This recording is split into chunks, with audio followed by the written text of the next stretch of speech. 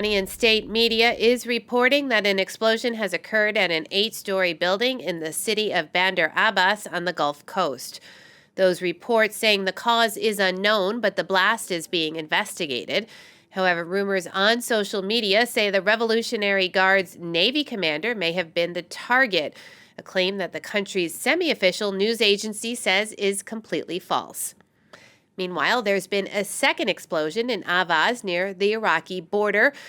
Reports say that it was a gas explosion that's killed 4 people. We can cross now to our correspondent in Iran, Reza Saya, to get an update. So, Reza, what more do we know about that explosion that we discussed earlier? What is the Iranian government saying?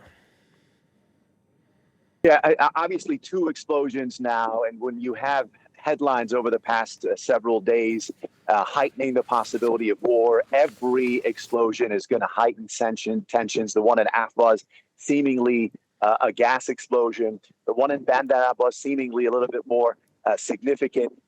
But at a time when tensions are high, people here in Iran and the region are scared of a possible U.S. attack. It is critical to point out that at this point, there's absolutely no evidence, no indication, no proof that this explosion in Bandar Abbas was a result of a U.S. Strike or a foreign strike targeting a specific location or a specific individual, even though there are claims on social media. This explosion took place about 3 p.m. Local time here, about 3.5 hours ago. Almost immediately, there was claims that on social media that killed in this explosion was the naval commander of the Revolutionary Guard, Ali Reza Tangsiri. Soon after, the Revolutionary Guard released a statement flatly denying this. So let's tell you what we know about this explosion. Happened in Bandar Abbas, Iran's largest port city. One person killed, according to state media, 14 others injured.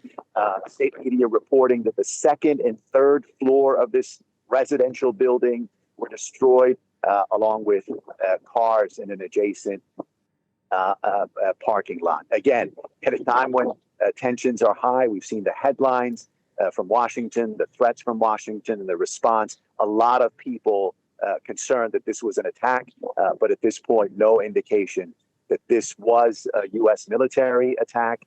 Investigators say they're working to find out exactly what caused this explosion in Bandar Abbas.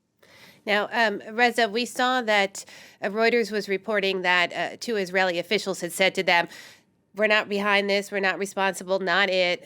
The U.S. hasn't said anything yet. So all of this has got to keep people in Iran very tense and on edge. Absolutely. It is an unfortunate reality in Iran, in this conflict, that there is psychological warfare, that there are false reports oftentimes flooding social media intentionally. And that's why it's critical for us to only report information that's verified.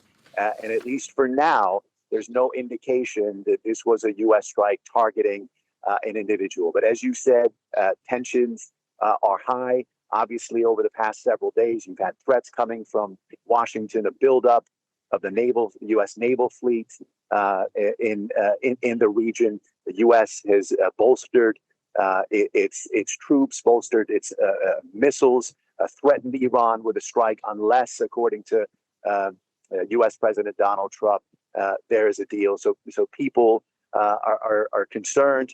Iran, for its part, has said that they're willing to negotiate, they're willing to talk, but they don't believe that this is an appropriate environment for talks at this point. They don't believe that Mr. Trump is serious about talks. And they say any talks must take place in an environment where there are no threats and where there's mutual respect. And we certainly haven't seen that environment recently.